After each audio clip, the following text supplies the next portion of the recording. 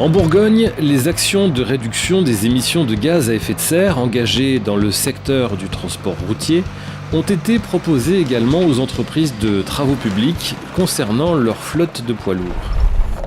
Par rapport aux travaux publics, la particularité dans notre région, c'est que l'ADEME avait tissé déjà des partenariats avec la Fédération régionale des travaux publics dans le domaine de l'environnement. Donc on a proposé aux travaux publics l'action charte CO2, donc de réduction des émissions de gaz à effet de serre dans les transports de marchandises. À partir de ce moment-là, les entreprises étaient volontaires pour le faire. Elles sont inquiétées aussi de savoir comment elles polluaient. Elles avaient donc cette démarche écologie.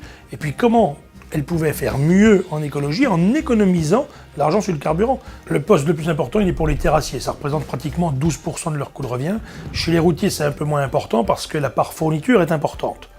Donc on va dire que si on est sur une moyenne de 8% pour l'ensemble des entreprises, on doit être à peu près à la moyenne de toute activité, toute spécificité confondue. Mais naturellement, quand on se lance dans la démarche, c'est un petit peu compliqué de se dire qu'est-ce que je peux faire. Donc en fait, on a sorti un catalogue d'actions, entre guillemets, de bonnes pratiques qui sont répertoriées sur ces axes, qui donnent des pistes. Il y a l'axe véhicule, qu'est-ce que je peux faire pour améliorer mon véhicule, l'axe carburant, l'axe conducteur et l'axe organisation. Alors la première petite réticence, je dirais qu'elle s'agit peut-être le salarié se sent plus contrôlé. Mais une fois que c'est bien expliqué, il n'y a plus de problématique pour la suite. In fine, l'entreprise s'engage à côté du préfet, à côté du directeur régional de l'ADEME, en disant « voilà où j'en suis, dans 3 ans, où est-ce que je veux en être ?» Et l'écho a été plutôt positif, puisqu'on a tout de suite eu une dizaine d'entreprises dès le départ qui se sont engagées dans la démarche. L'exemple de l'entreprise Tivan qui se trouve à l'ouest de Mâcon.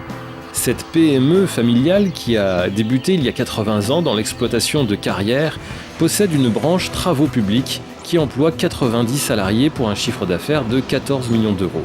Pour s'approvisionner en carburant, sa facture annuelle s'élève à 700 000 euros.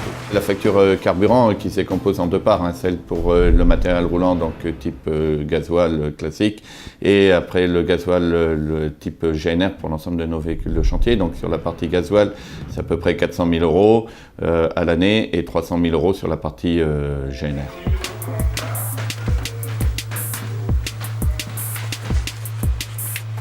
On a un parc moteur de 21 camions, porteurs et tracteurs.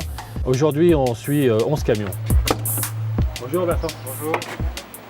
Faire bien relever l'information sur le camion. D'accord, pas de problème.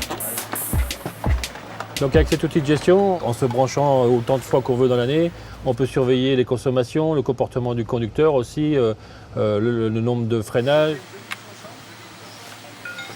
Ça a été un petit peu un challenge pour tout le monde. Voilà. Il a fallu faire passer le message, donc on est passé par des formations, formation éco-conduite dans un premier temps, puis de faire des commentaires sur les extractions quand on les fait, si on voit quelque chose de vraiment anormal, quoi.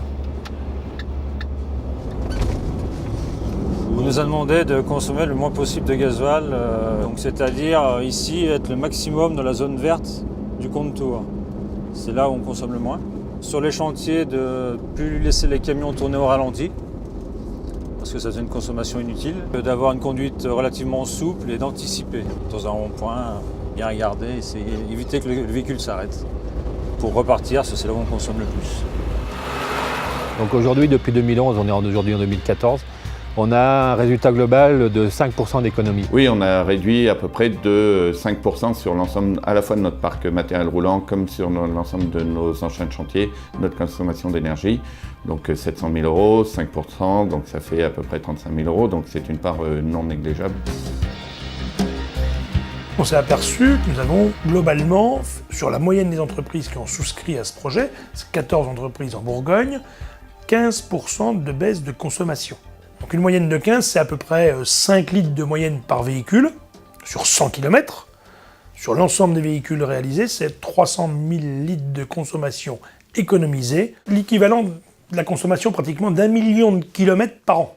C'est une action où chacun des partenaires y trouve son compte parce qu'on a vraiment une corrélation entre efficacité économique et efficacité écologique. Mais s'engager sur 3 ans, c'est comment je mobilise, parce que le côté humain est un côté très important. La communication a pris la forme d'une affiche et de flyers distribués aux salariés, alors soit dans le cadre des bulletins de paye, soit dans le cadre d'une réunion d'information.